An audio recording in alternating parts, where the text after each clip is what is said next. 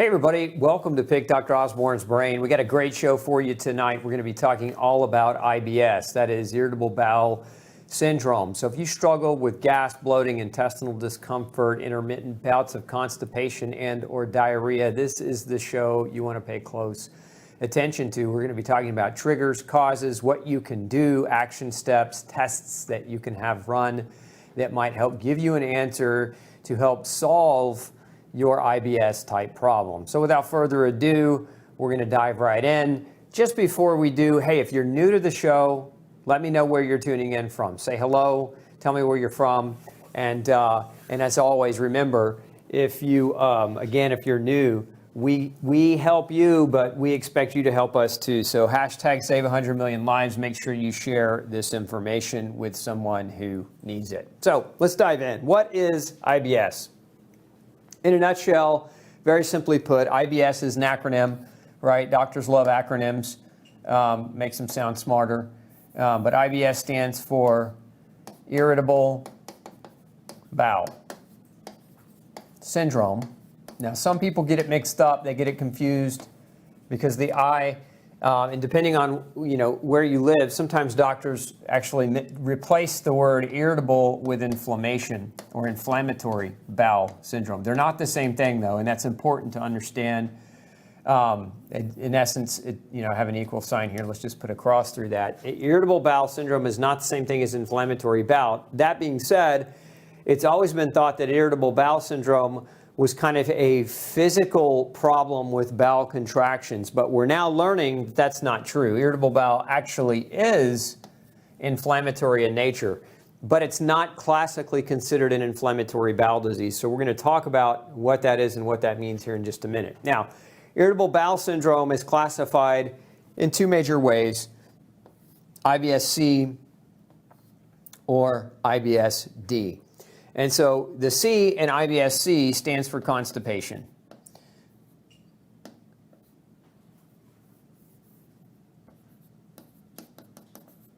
And down here, the D stands for diarrhea. So again, and sometimes what happens is you go back and forth. There'll be people with irritable bowel that'll have intermittent bouts of diarrhea followed by periods, longer periods of constipation. And that's because, again, from the perspective of how this works, a big part of it is abnormal contractions. Abnormal contractions. So normally your gut works on this process of what's called peristalsis, where there are neurological messages that go to the muscular wall of your intestines and tell it to contract and relax. And so peristalsis is this chain of contractions, relaxations as it moves down your bowel. And so if that happens properly, we get normal bowel movements every 12 to 24 hours, which is pretty typical. But if we've got abnormal contractions, we can get areas, as you can see here, you can get areas above the contraction that become distended.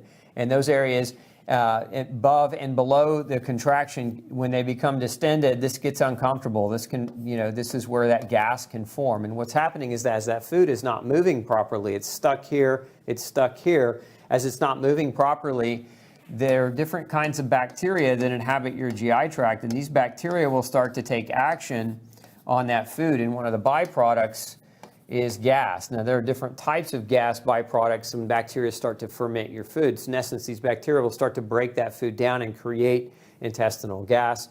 And that's going to lead to distension. That's going to lead to bloating. And so again, traditionally, IBS is a mechanical dysfunction of the bowel. So we're going to talk about the inflammatory function here in just a minute, but I want to talk a little bit about this mechanical abnormality and why this can actually be triggered. So when we talk about abnormal contractions, remember what I said earlier, these are neurological contractions. So this is the nervous system.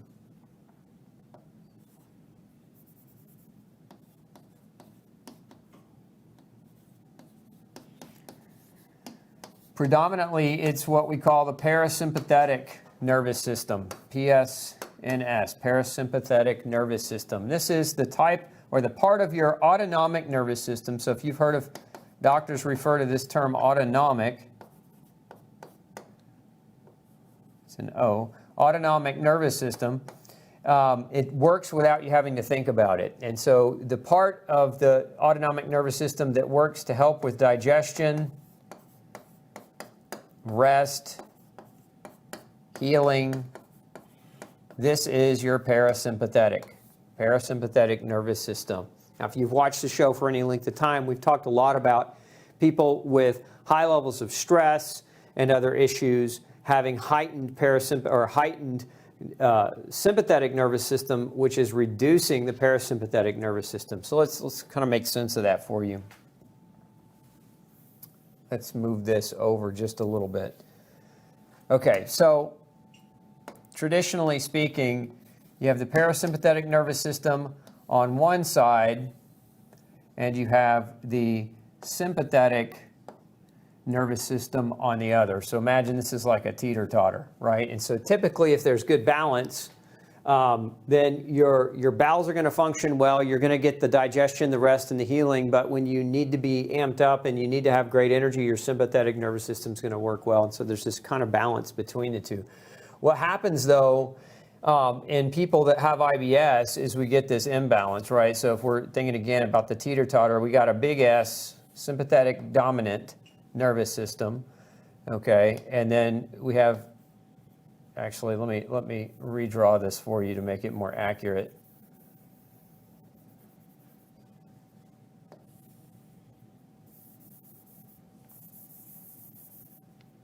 Sorry, artwork is not my forte.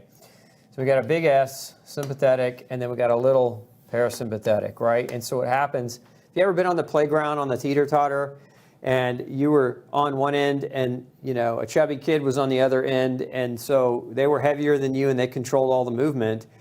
That's what happens is you become sympathetic dominant. This is the part of your nervous system that runs the fight or flight. So it's when you're under stress. It's when you don't get enough sleep. It's when you're really, this is very common in people that have chronic illness. This is very common in people that have jobs they don't like or drive in traffic for long hours and it's super stressful, or that have stressful relationships, right? They become overly dominant with their sympathetic nervous system, and so their parasympathetic nervous system is left like that skinny kid hanging on the teeter-totter with his feet dangling down. And so then the parasympathetic system is not being engaged, it's not working, and this is what creates these abnormal contractions.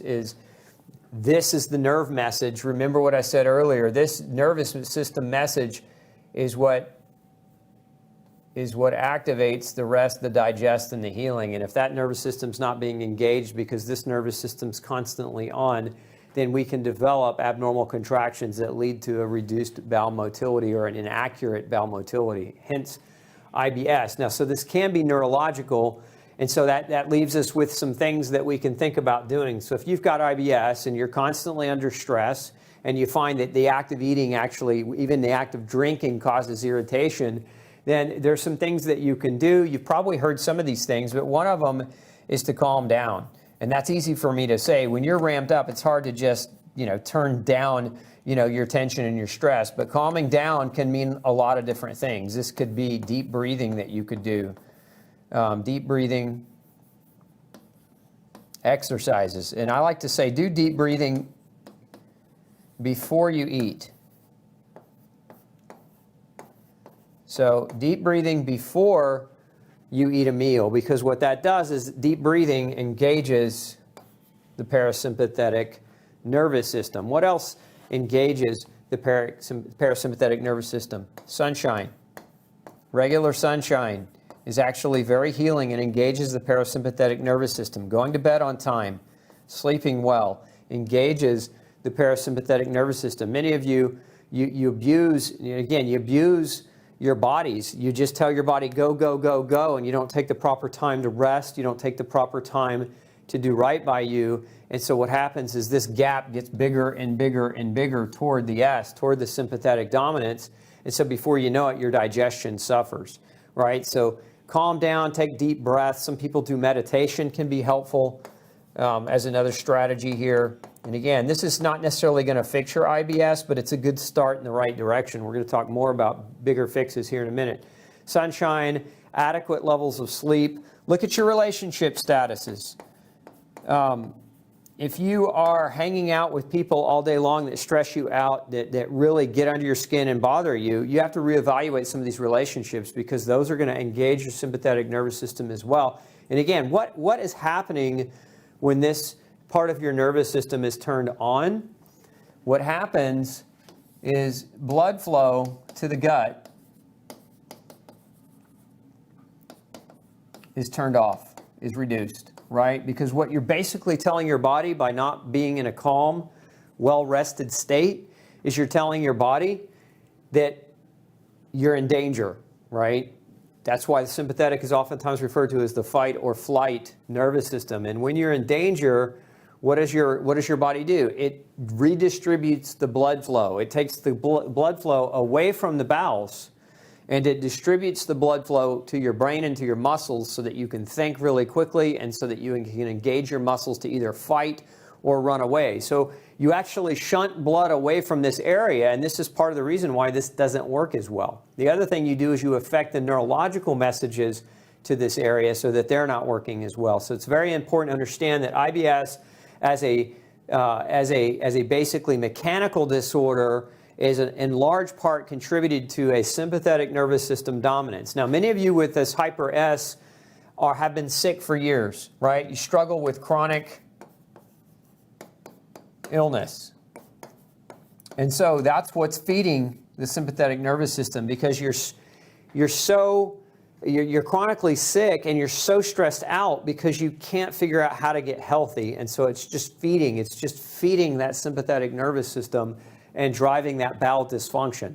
So this is where these things become really super important, at least in the first stages. These are things that anyone can do. Hey, look, before you eat, spend a few minutes taking deep, deep breaths and trying to calm your mind. Turn off the radio, turn off the news, shut off all the nonsense that you're hearing right now in the media, because it's only going to drive this parameter higher. So you've got to learn to shut that down to a certain extent and activate this. And so at first, that's really hard to do. And so it's one of those things like practice, right? The more you practice, the better you get at it. So there's never a better time than to start practicing today. So that's the mechanical component of IBS. Now, some of the symptoms associated with IBS, for the most part, gut pain. So you may experience direct pain. And the pain actually comes as a result of this, right? Because this creates distension, and that distension is what causes the pain. It activates the pain as that distension occurs. Now, again, constipation. This is a major problem here. Constipation is a really big problem for a lot of folks, and one of the reasons why is it creates, it leaves your poop in you. So if we're going to draw you a picture here, this is the gut, okay? So the cells of the gut look something like this. There's a single layer of cells.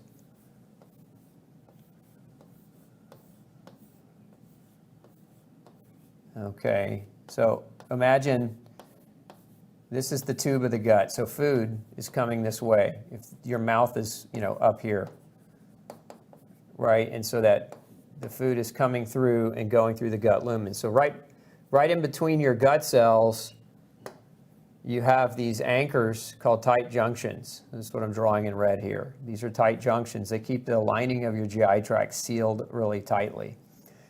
Let's erase a few of these here. And so what then happens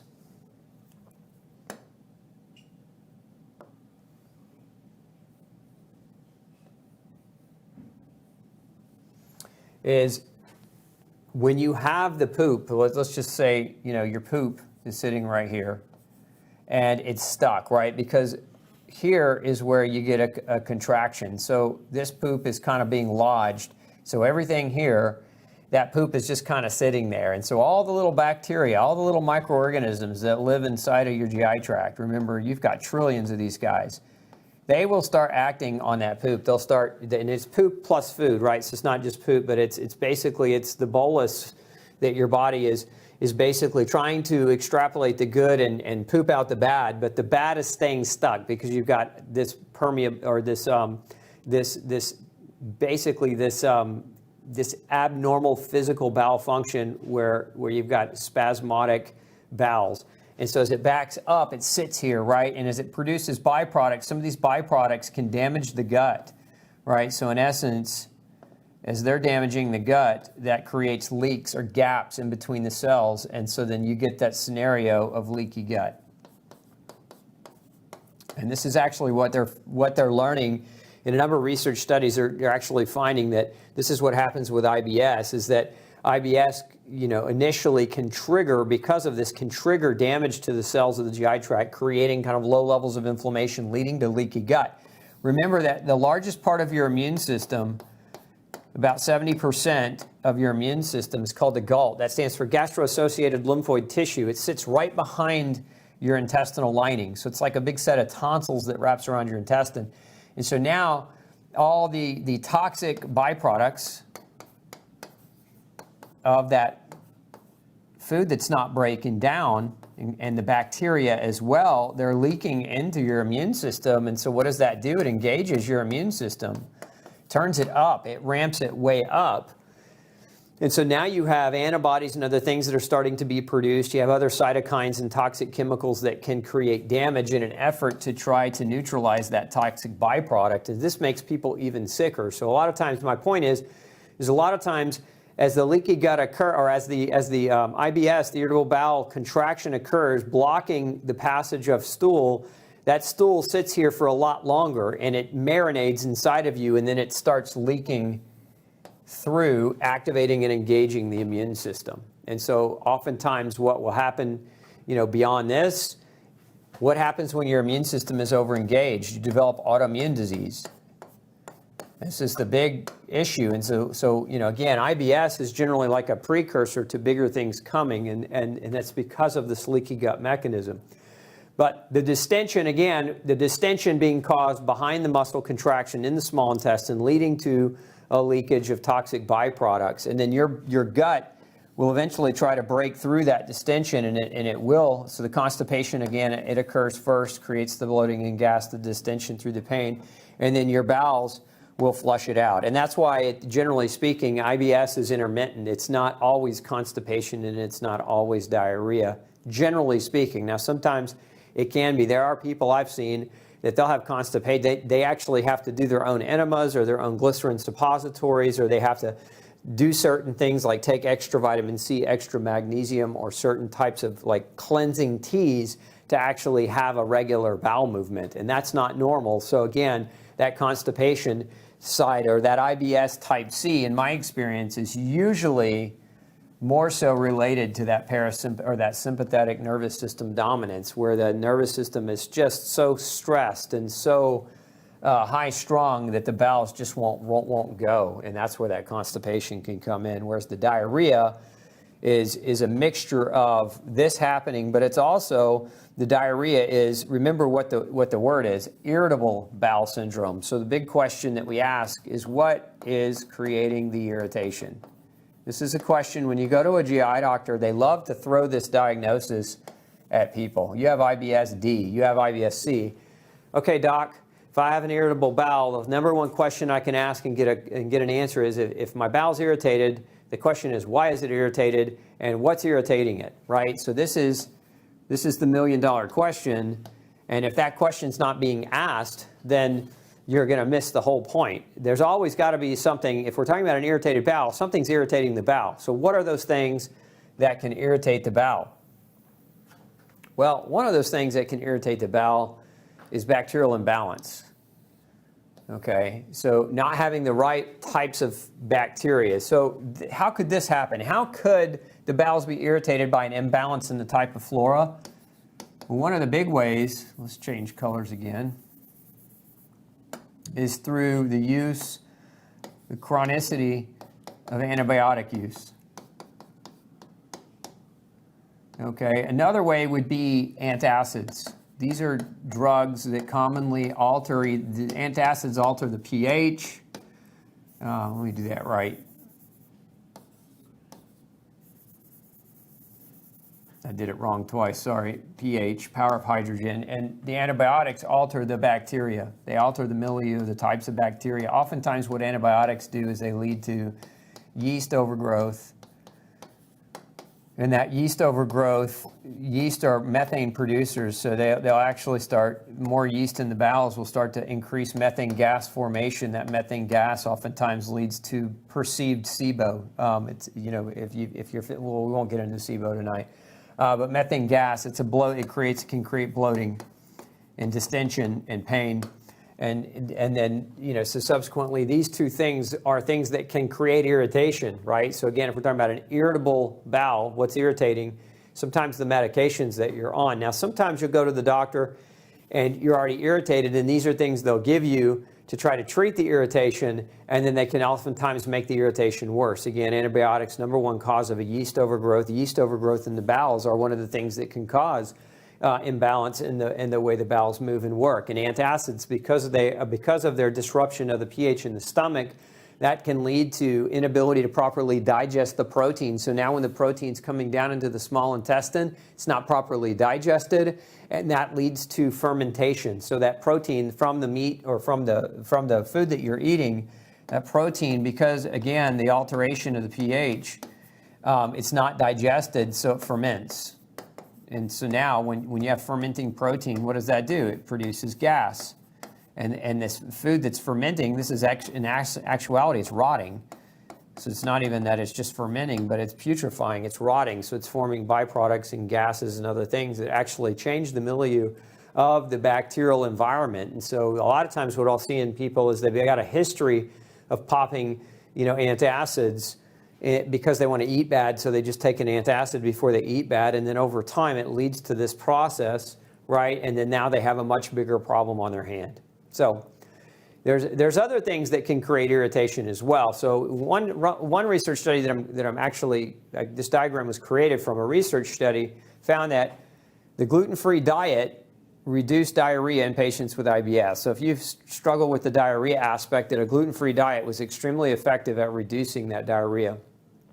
We also know that going gluten-free causes a noticeable and measurable increase, or reduction in leaky gut in those eating gluten. So in essence, these authors of this study say noticeable and measurable increase in leaky gut in those eating gluten, meaning gluten causes leaky gut. So going back to what we just showed you here, which is you've got the irritable bowel, you've got the potential for the bowels the muscular contraction to prevent movements from passing through. We've got potential for gluten exposure creating leaky gut. Now the poop's leaking into the bloodstream. The toxic byproducts are leaking into the bloodstream, again, setting the stage for autoimmune disease. So we know gluten causes leaky gut thanks to the work of Dr. Alessio Fasano. We know that gluten causes an increase in inflammation within the gut itself, and that inflammation can contribute to leaky gut. Again, another mechanism of leaky gut. We also know that everything was worse in patients who had positive gene markers for gluten. Okay, and this is why you hear me harp about this a lot. If you've watched my master class, you know, I talk a lot about the genetic markers of gluten sensitivity and why blood tests aren't super accurate. Blood tests are misleading, and they can lead to people thinking that gluten is okay, and when it's not. This is, again, these researchers found that those with positive genetic markers for gluten sensitivity, when they went gluten-free, they had reduced IBS symptoms in the form of diarrhea. There was measurable improvement in leaky gut, but also measurable improvement in inflammatory markers. So we know gluten is a major, major player as the irritant, right? So we're asking in IBS, what contributes to the irritation? What causes the irritation in the first place? We know gluten definitely can, okay? And so gluten is one of the big ones. It's in my experience, 20 years of practice, this is arguably one of the biggest factors in IBS. The issue here is most people go gluten-free the wrong way. They do the diet wrong. As a matter of fact, 92% of people going gluten-free fail to receive improvement because they do the diet wrong. And if this is the first time you're hearing it, you definitely need to check out No Grain, No Pain. Now, again, there are certain medications that can lead to IBS, particularly antibiotics and acids. Certainly, there are other medications that can damage the ability to digest and process food, like non-steroidal anti-inflammatories and other medicines, but we're not going to get into all that tonight. So the connection between gluten, IBS, and foods, it's not just, I want to be clear, that I just showed you a lot about gluten, but it's also other foods. It doesn't have to just be gluten. Just like a person can be reactive to gluten, a person can also be reactive to other foods as well. And so here you can see here studies suggest that IBS patients are affected by undiagnosed food allergy and food intolerance. This is very, very big. And so this brings in, maybe you struggle with IBS, you don't know why, you're already gluten-free. What about other foods? Have you had your doctor measure you for other potential food reactivity? So one study found a high prevalence of food allergies in patients with irritable bowel disease or irritable bowel syndrome, and leaky gut often suggested as a leak as well. So again, different foods, gluten causes leaky gut, but other foods can also cause leaky gut. Remember, any food that can damage the intestinal lining and lead to the leakage, right, or the passage of foods through that gut, right? This is your immune system. Your immune system's right here. Now it's going to go after whatever leaked through, and it's going to create a hyper-inflammatory response that can not only damage gut cells, but it can get into your bloodstream. Remember, your bloodstream is here. And once it gets in your bloodstream, it goes to your liver. It can damage your liver. And then once it damages your liver, it gets access to your central bloodstream.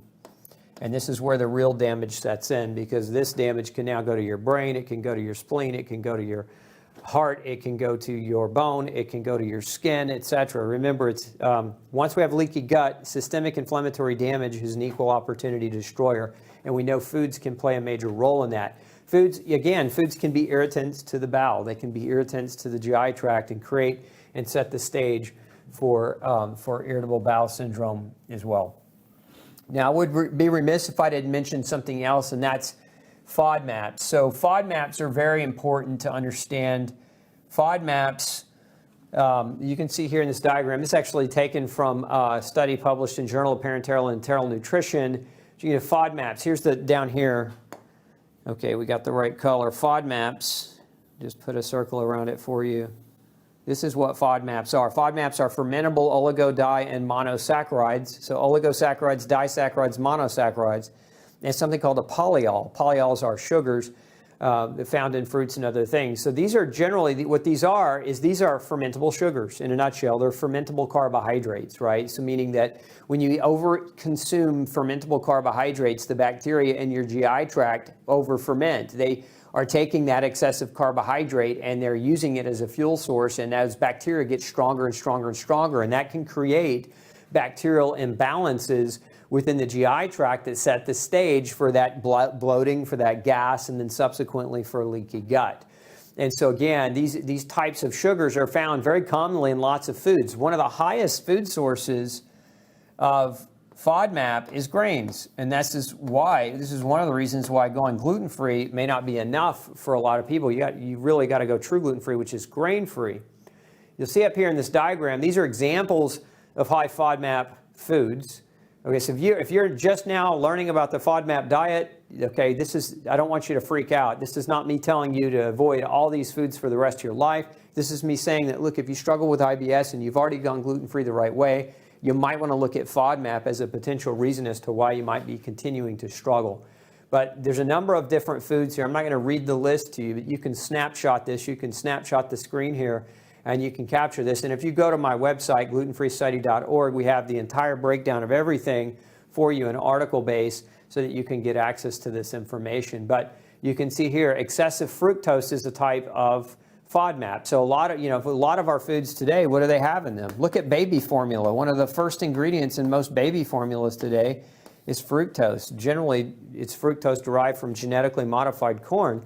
So fructose is a type of FODMAP, and it can be very challenging to digest, and so it ferments. The bacteria act on it, it ferments, and that gas and bloating. This is for a lot of infants that don't do well with formulas, right? Check out the fructose in these formulas. Look at the quantity of sugar. It's number one.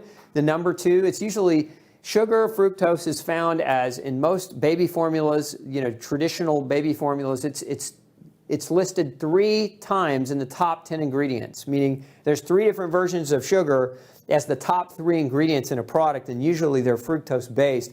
And we have a lot of children today that have a lot of gastrointestinal problems. Infants, right, that maybe the mom can't breastfeed and they're being formula fed, but those formulas are super high in fructose, and those babies' GI tracts ferment that, and they can't handle it, and it creates a lot of colic, right? Colic-like behavior. So, again, maybe you don't have children, maybe you know somebody who's got a child that's struggling with colic, and they haven't even thought about this as a potential for that colic. Very important. But again, excessive fructose. This is why some of you, when you overconsume fruit, so if you have a high fruit content in your diet, you get gassy, you get bloated.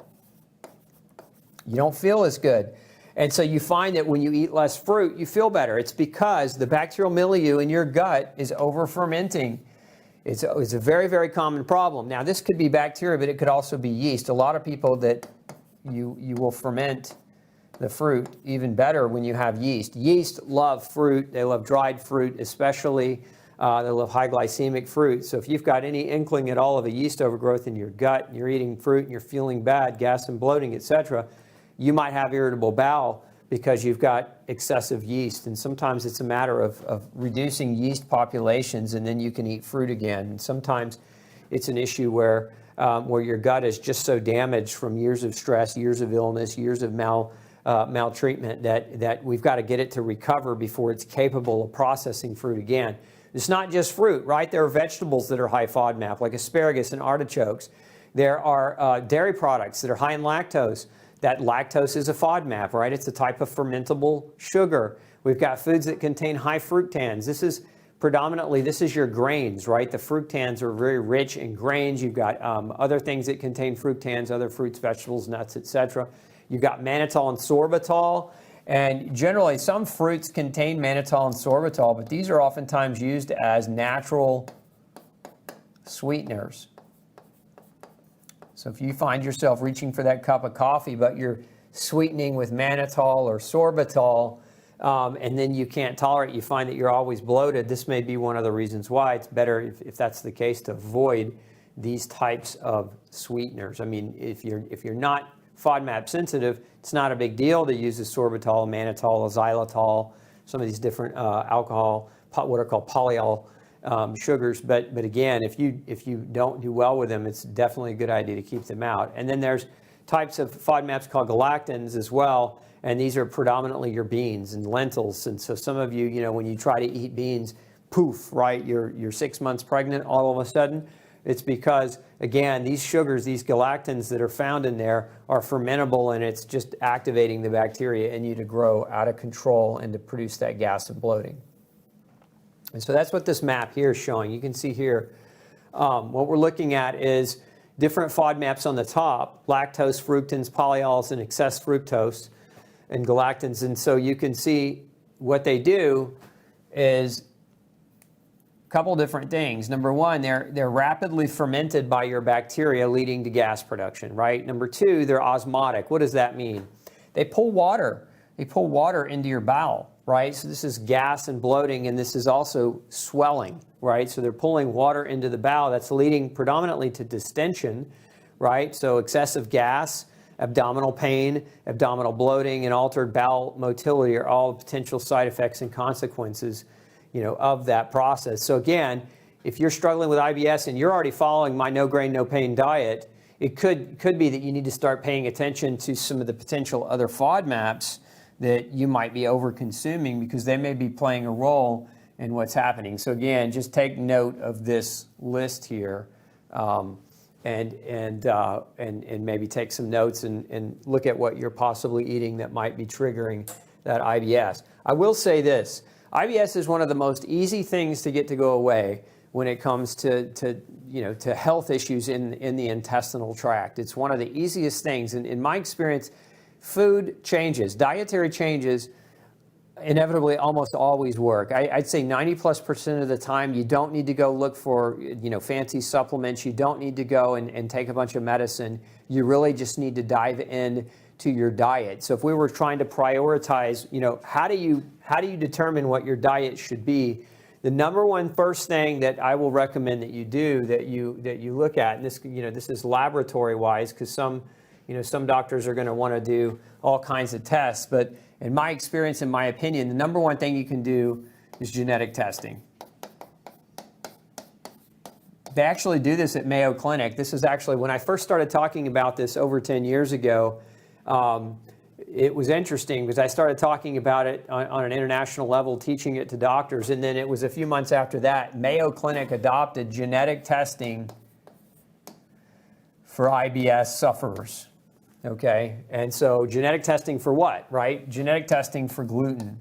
Now, this is not the same thing as celiac testing. So genetic testing for gluten sensitivity is not having celiac gene levels measured. So some people will have where they'll measure the celiac genes.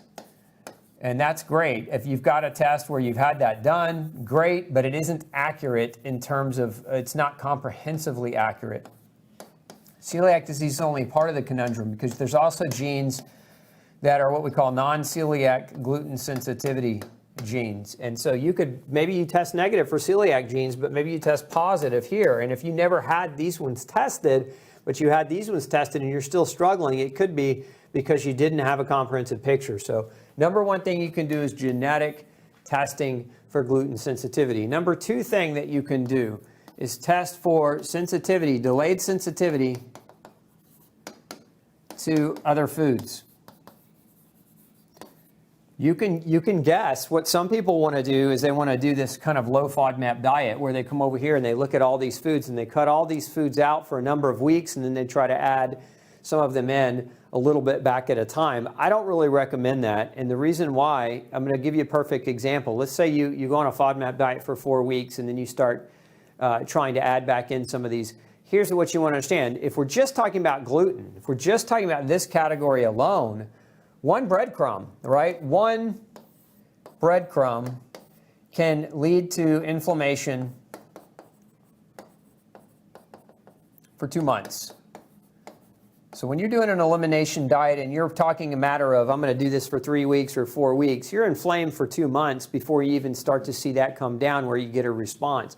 So in my opinion, these elimination diets are not always what they're cracked up to be. That's not to say you can't do them. I mean, I encourage you to pay attention to what you eat and how you feel as you eat it. But getting tested for sensitivity to foods, and remember that there's more than, many people will go and they'll do what's called an IgG test. And that's fine, but it misses some things. There's IgA, there's IgM, there's immune complex,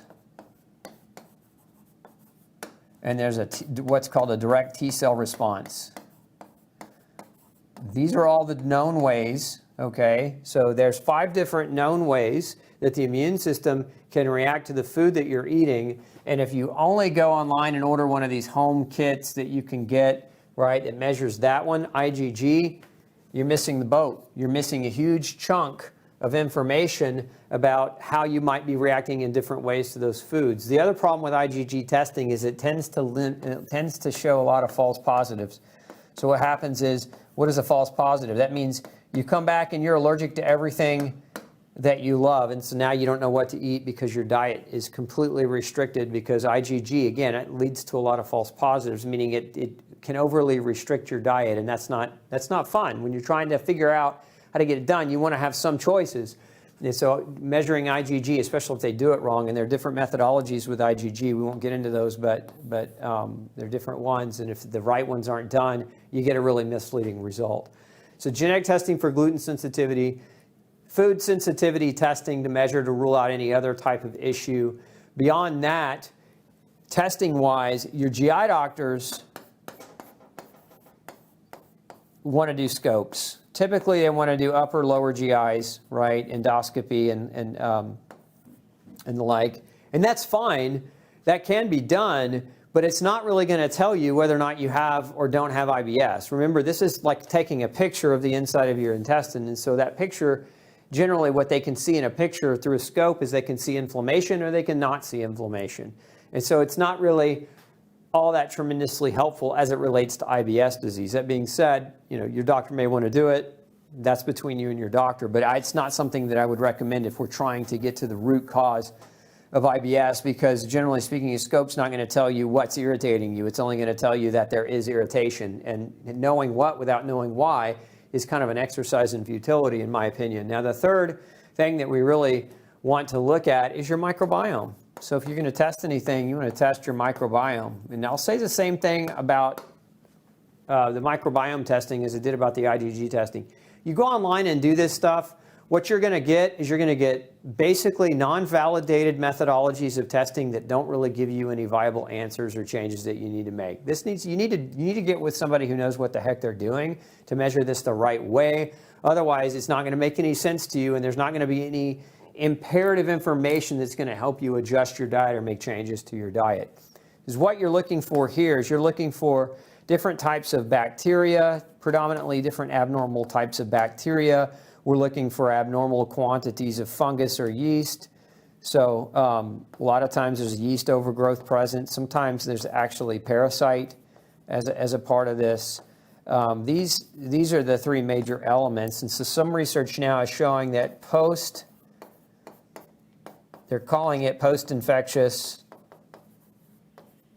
IBS, meaning that after an infection, you develop an IBS issue. And that's because oftentimes abnormal growths in your microbiome or infections in your microbiome will disrupt your natural digestive processes, and it will lead to the development of IBS. So this is something else that can be measured. It should be measured. To my knowledge, most GI doctors don't really focus in on measuring any of this. Most of them are really scope heavy. They want to do the procedure, they want to do the upper and the lower GI, and beyond that, they want to prescribe medicines that have shutdown messages or inhibitory messages to how your bowel works in an effort to make your symptoms go away. But that doesn't really serve you in the long run, because when you medicate your symptoms, you don't solve why they're there. You just allow for the underlying problem to continue to grow and get bigger and bigger and bigger. So it's not really all that helpful for you. It just masks the problem. So, okay, I think we covered the most of what I wanted to cover tonight. Let's open it up for questions. Let's see here. Let's go ahead and scroll down. We'll come back to those. We're going to answer questions that are on topic first. And if we have time, we'll come back to ones that are not.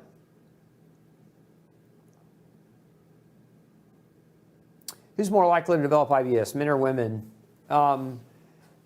If you ask the researchers, they're going to tell you women are more likely, Robert.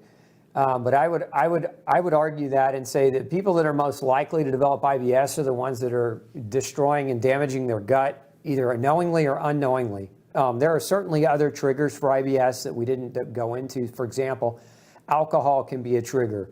Coffee can be a trigger for IBS. Caffeine can be a trigger.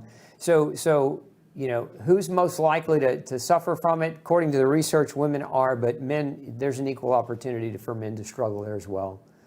Are SIBO and IBS related? Yes and no. SIBO is really, in my opinion, SIBO is really not a condition. SIBO is a state of gas production, and that's not a condition. So what is SIBO? That stands for small intestinal bacterial overgrowth. And to diagnose it, doctors will measure whether or not you're producing excessive hydrogen or excessive methane gases. So they'll measure these two gases in your gut based on first giving you a bunch of sugar. So they'll load you up with sugar, and then they'll see how much methane and hydrogen you produce. And kind of the way the test works is if either the methane or the hydrogen levels come back too high, they're going to say that you have too much bacteria growing inside of you. And I disagree with that. I don't think that parameter is accurate. I think if you feed yourself a bunch of sugar and you're intolerant to that sugar and you develop methane and hydrogen, it's probably closer to an irritable bowel issue than it is actually a SIBO issue. Now, that's not to say that some people don't feel better when they take like a natural antibiotic or an antibiotic, but I look at that as going back to this, right? Bacteria, yeast, and parasites. So less of a normal bacterial overgrowth in the gut and more of an abnormal type of bacterial overgrowth in the gut, which in my opinion is what a lot of doctors today are calling SIBO. Let's see. As far as plantain chips, Mark's asking about plantain chips being dried or fried. Both, depends on how you buy them. Are they healthy is the bigger question, and no. I mean, fried chips aren't good for you. I don't care whether they're gluten-free or not. Now, plantains, traditionally, they are a gluten-free chip. That being said, are they good for you if you're eating a bunch of fried plantains every day instead of eating a bunch of fried corn chips? No, they're still not good for you. So remember the cardinal rule of nutrition: you can't get healthy eating food that's not.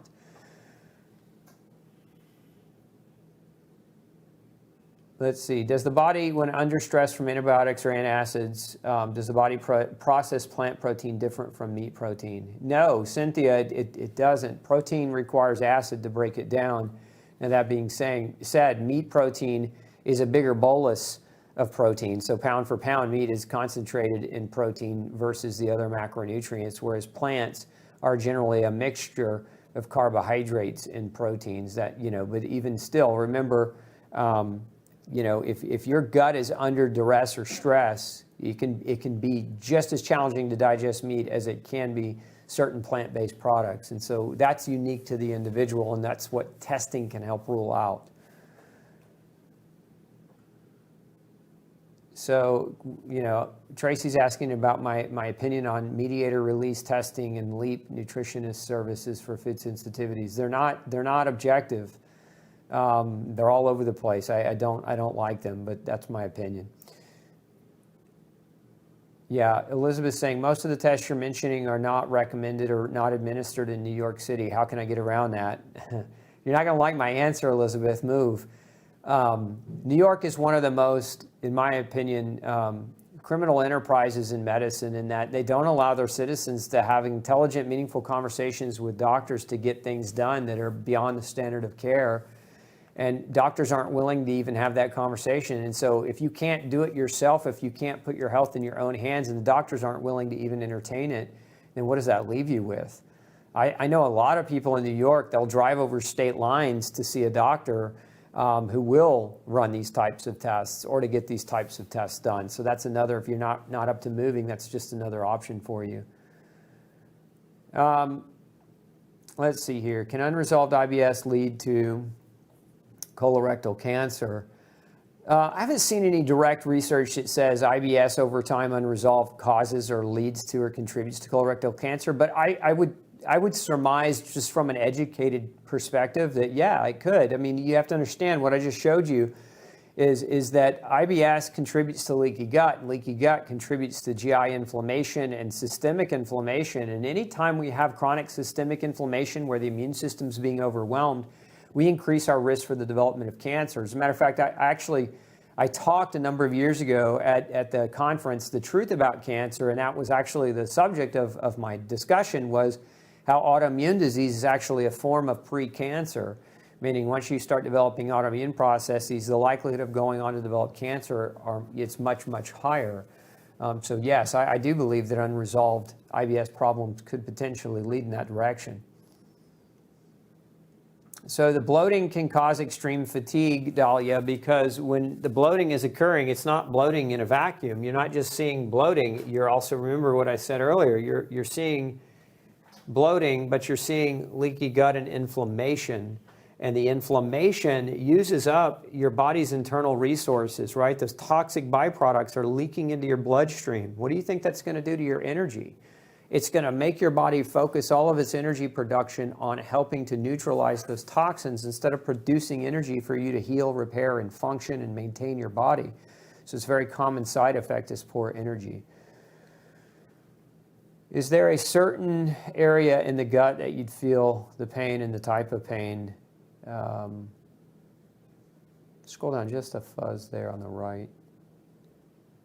Yeah, so Nicole's just wondering, is there an area of the gut where you're going to feel pain and what type of pain? With IBS, I mean, generally speaking, it's below the stomach. So if the stomach is here, we go just below that to the small intestines and a little bit below that, just above the hips to the large intestine. And so you can feel pain in any of those areas, whether on the left side or the right side. So kind of depends on where that blockage or where that backup is occurring as to where that distension and how your nerves connect to your bowel as to where that pain is going to manifest for you.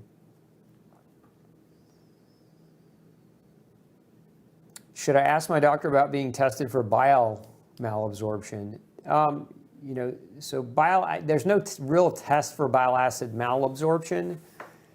But there are tests for gallbladder. There's something called a HIDA scan, which is you can test how well your gallbladder is pushing bile into your small intestine. I would say, though, don't put too much faith in a test like that. Those tests, in my experience, are oftentimes used for doctors to justify removing a gallbladder surgically, and it's one of the most common commonly perform surgical procedures, and oftentimes it's not necessary, in my opinion. You've got to understand if there's a bile issue, that can be backtracked.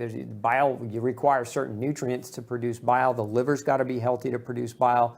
And so remember, if just like I said here, if you've got toxic byproducts that are spilling into your immune system, your portal circulation, which is your liver, and I think I drew that actually back over here, so let's just go back one here. Did I? No, maybe I didn't draw it, or maybe I already erased it. But my point is this: your liver, so your bloodstream, right? Your bloodstream. So once it goes to your immune system, which is your gall, the next area that it goes to is your liver, and then your liver hopefully will process it before it goes into the main systemic circulation. And so if this is happening to you, your liver's taking on a lot of damage. And if you're having a gall problem or a gallbladder problem, remember your gallbladder is a part of your liver. So it's a natural progression and we're actually going to be talking about gluten in the liver and the gallbladder next week. We're going to do a deep dive on the liver and the gallbladder. But this is a very common manifestation of symptoms here as a result of this problem. And if you fix this problem can resolve. And so a lot of times getting the gallbladder surgically removed is a premature notion. It's being done before it's necessary.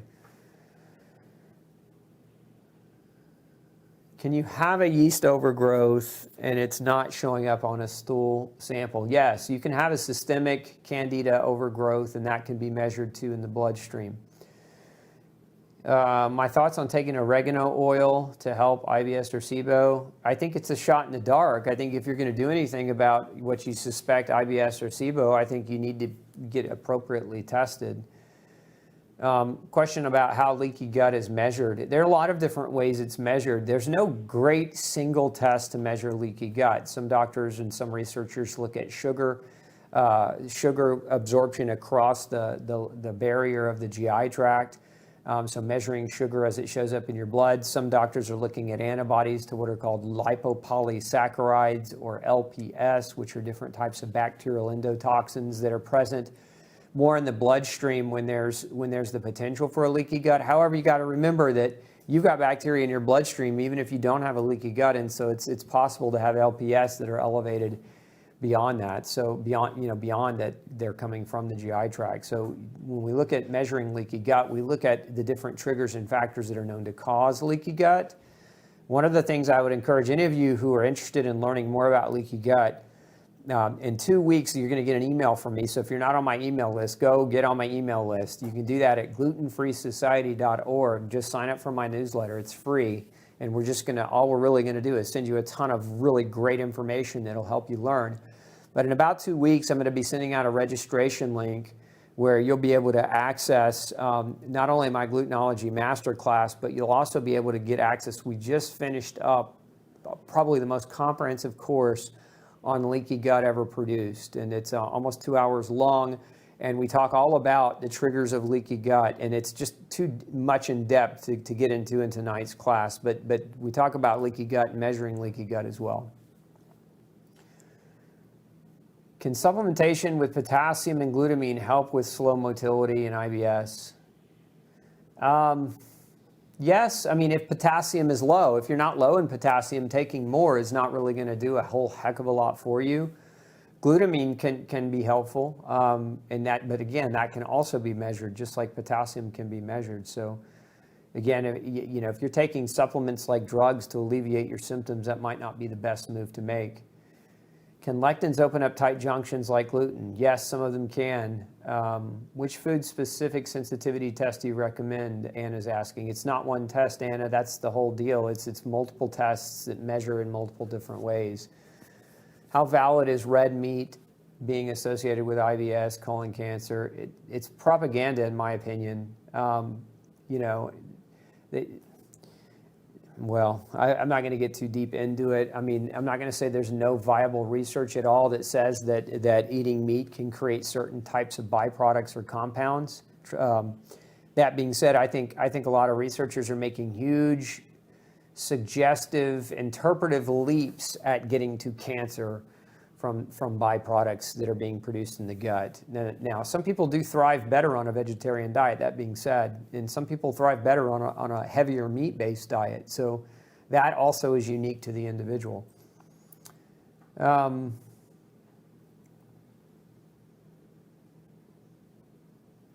Scroll down on the left. Yeah, scroll down on the right too. If grains are deleterious to health, why does the government recommend so much of it? Why does the government do a lot of things that don't make sense? I mean, the government also lied about fat, right? And they blamed heart disease and diabetes on fat instead of blaming it on sugar. You know, government also recommended a food guide pyramid that had sugar on it as a food, right? Sugar's not a food. Sugar's a highly processed byproduct that we know causes illness and disease. I mean, your government has a long-standing history. I just say our government, as much as, I believe in our country and I believe in, I served our country, but I don't always agree with what politicians try to do. And when they try to, force special interests down our throat, you have to look at where the food guide pyramid recommendations came from. They didn't come from nutritionists. They didn't come and ask my opinion. They didn't come and ask some of the great leaders' opinions. What they did is they got a bunch of lobbyists in a room and they said, who wants the bottom of the pyramid, who wants to spend the most money? And that just happened to be the grain industry. So they got away with basically buying their spots on the food guide pyramid. And you all grew up with, the cartoon commercials and everything else that promoted that nonsense. And you took it as truth because most people didn't question it. And you got to understand, doctors don't go, when they go through school, they don't take nutrition. So they don't question it because they don't know any better to question it. So that leaves doctors like myself kind of out on a limb. We're kind of floating in this area where we're always in this danger zone where we're being threatened by governances and state boards for speaking the truth. Also, the government can get away with subsidizing your taxpayer dollars to grow grains that are actually poisons, then to feed you those poisons so that the same companies that are growing those grains, receiving those tax subsidies that also own the pharmaceutical companies can then feed you your drugs for the rest of your life to treat the grain-induced and sugar-induced illnesses that they fed you. It's a very, very big system that is very well oiled, and it needs to go away. And the only way that's going to go away is for each of you that are watching this to question it, right? To question it. If the government's recommendations are so accurate, why do we have more cancer, more heart disease, more diabetes, more osteoporosis, more obesity than we've ever seen in the history of mankind? It's based on those recommendations. So how right are they? At a certain point, we have to look up from the ground and we have to ask, what's the empirical data say? Not what does the special interest research study that was funded by Coca-Cola say, but what does the actual outcome look like? The outcome is horrific. People are being murdered by their plates and forks, and it's being socially justified as love. And we keep going on because it's hard. It's hard to deviate away from the social norm and to make those changes. That's why we don't say gluten-free pacifist around here. We say gluten-free warrior, because you have to have a warrior mentality to go in and actually do the right thing. And if you don't, and it's very, very hard to navigate because other people around you are pressuring you, calling you a food nut, calling you crazy, calling you a health nut, saying that being healthy is not important as being socially acceptable by eating this poison. Like you get all these people with all these ideas and ramifications, but none of them are right. I harped on that a little bit. Let's see here. Why do some doctors think leaky gut is a myth? Because they don't read literature. A lot of your doctors today, they're in practice, they're seeing 50, 60 people, in an 8-hour day. They don't have time to read. It's all they can do to keep their head above water, and all their education comes from pharmaceutical funded postgraduate hours where they get paid to go on this trip to this place or that place and be educated about how great this drug is or how great that drug is. It's, most of the industry, it's special interest, and that's part of the big problem. And so they don't read literature, they don't read research, so they don't even think much about leaky gut. There are thousands. I think at last check, over 18,000 studies that have been published with intestinal permeability and leaky gut in the actual study itself. So how could it not be real if there's over 18,000 publications? It makes sense to me that we ought to start looking at it and calling it a real thing.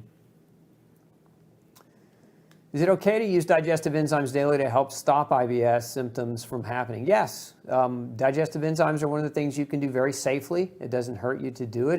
And oftentimes when your gut's compromised and your digestive capacity is compromised, sometimes using digestive enzymes can help dig you out of that hole. It's best to avoid trigger foods, though. So again, if you're using if you're using my gluten shield, right, so that you can go eat a sandwich, it's not the proper use of gluten shield. The proper use of gluten shield would be to not eat the sandwich. But if you're eating out because you're traveling, would be to take it prophylactically in case you get cross-contamination. You're trying to put down some protection for that cross-contamination. But no enzymes should justify you eating something that your body can't process or tolerate. Okay, let's go down on both sides there. IBS-C, I feel like I'm constantly taking supplements and still suffer. It's so frustrating. My entire day revolves around, will my stomach hurt today? Tracy, you got to get tested. I mean, that's the best thing you can do is find you a good, functional doc and get tested. Let's see. Okay, go back up on the right. Just all the way up. There were a couple of questions there I want to come back to as we run it down. So, can your protein shakes be used in a mostly carnivore diet? Does collagen block iron? No, collagen doesn't block iron, and yes, my protein shakes can be used in a mostly carnivore diet. They're derived from beef. Can emotional problems cause IBS or can emotional trauma cause problems with IBS? And if it can, what do you recommend in terms of therapies? I think one of my favorite therapies for emotional trauma, if you're over the trauma itself. So what happens with trauma a lot of times, so you got some type of emotional trauma. Trauma, just like bad food, sets up the stage for inflammation. And the reason why is that this actually happens through hormones. Cortisol, insulin, dysregulation of these hormones contribute to elevations in blood sugar leading to inflammation. So once this process starts, even if you're beyond the trauma, the process is still there. It's kind of like if you roll over a nail and pop your tire, you can take the nail out, you can take the trauma away, but the inflammation, the popped tire is still there. So it's, one of the best ways to deal with trauma if you've psychologically resolved the trauma in your mind. So the step one is if you've suffered emotional trauma, this has to be resolved in your own mind. And there are a number of different ways you can do that. You can get professional help. You can see a psychiatrist. You can see a psychologist. You can see a pastor or priest. You can see, if you're married, your spouse. Right? Sometimes your spouse is your best counsel because that's the person you should absolutely be able to trust and tell anything. And they oftentimes can be very, very helpful in this kind of regard to helping you understand and resolve what happened. So there's a number of professional ways. There's also a number of ways within your community you can get help in that way. And if that's something that you value and that's something you feel like you need, definitely would seek that out. So that can be done. But if we're talking about, okay, you've already resolved this, but the damage of all that trauma is still there. One of the best things that you can do in your mind, like to calm down your mind, is something called sensory deprivation. This is actually one of my favorite therapies. Sensory deprivation, sometimes also referred to as a float tank. Research on this was done 50 years ago, and what they actually were using, they used LSD in float tanks. Float tanks are basically huge bathtubs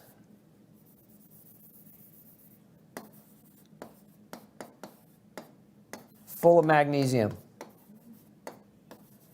So much magnesium, so like an average float tank has about 1,000 pounds of magnesium. So magnesium so thick and in the water so dense that you float. That's why they call them float tanks. So you're buoyant. So if you've ever been to the Dead Sea and got in the water, you can't sink because there's so much mineral salt in the water that you're buoyant comparative to the water, and so you float. Well, same principle here, only they have them now where you can just type in float tank, do a search. You'll pull up, there are centers in every major city across the United States where you can go and float. And what floating is again, you're floating in this bath of magnesium. So the water is the temperature equals your body temp. Okay, so that takes away sensory sensation. Remember, this is sensory deprivation. We're depriving you of sensation is basically what we're doing. So the temperature of the water is the temperature of your body. So we're depriving you of any fluctuations in external temperature. So we're masking your external receptors in your skin to measure changes and fluctuations in temperature. So we're depriving you of that sense, right? You're blindfolded. So we're depriving you of the sensation of sight. You have earplugs in. So we're depriving you of hearing, and you're in the dark. Again, so between the blind and being in the dark, so you're laying in a big, big pool of water, floating. Okay, you can't see, you can't hear. It's dark. You can't feel temperature change. And on top of that, as you're floating, we're taking away gravity force. So you don't feel the fluctuations in your nerves. So your nerves are constantly sending messages. You have little tiny proprioceptors in your joints, muscles, tendons that send messages back to your brain about your position in space. And this is why when you walk, you don't fall over as part of your balance system. So, but when you're floating, you're taking away those different receptors quit firing. And so you're taking away the sensation of balance. So again, we're depriving you of multiple sensations while you're in that tank, and what you're left with is your brain. It's you and your brain lying there in the water, and so you're left with your own thoughts, right? And so depending on what your thoughts are like, for most people, that first 10 minutes in a float tank, if you've never done it before, that first 10 minutes is kind of self-talk. You're just laying there thinking, why am I in this float tank? This is a ridiculous notion. This isn't going to be helpful. And 10 minutes goes by before you know it, and now all of a sudden your brainwaves, the pattern starts to change. And what that pattern change of sensory deprivation, it helps to skyrocket the balance of cortisol and insulin. So it really helps to think of it as almost like an adrenal reset program. When I'm under heavy stress, I'll go get in a float tank and I'm good for months. I don't have to worry about it unless just the stress is never ending and unending.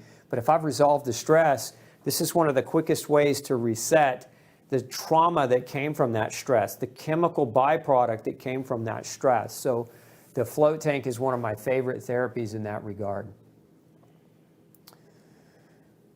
Oh, I love that. Best thing I ever did was call Dr. Osborne's office. Don't wait all my many issues are slowly going away.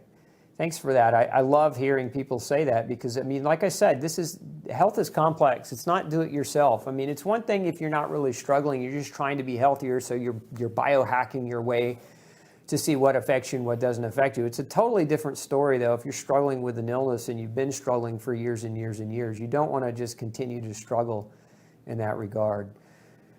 Let's see here. Can I flavor ultra electrolytes in water with lemon essential oil or stevia? Yes, you can. You certainly can. Okay. Well, I think we're about 8 minutes past, so I'm hungry. I'm going to go home and eat. I got a roast waiting for me. But I want to say thank you for tuning in tonight and joining me with Pick Dr. Osborne's Brain. I hope you come back next week for another episode. We're going to be talking about the liver. So if you need to learn more about the liver and detoxification and how certain things can impact your liver and detoxification, then make sure you mark your calendar for 6 p.m. Central Standard Time next week, and we'll see you here. In the meantime, go over to Gluten Free Society. Make sure you sign up for my newsletter there if you want to get updates about when we do live events and when we go live, but also if you want to get access to that leaky gut class that we've got coming out here very shortly. So until then, we'll see you next week. Have a fantastic evening. Take care.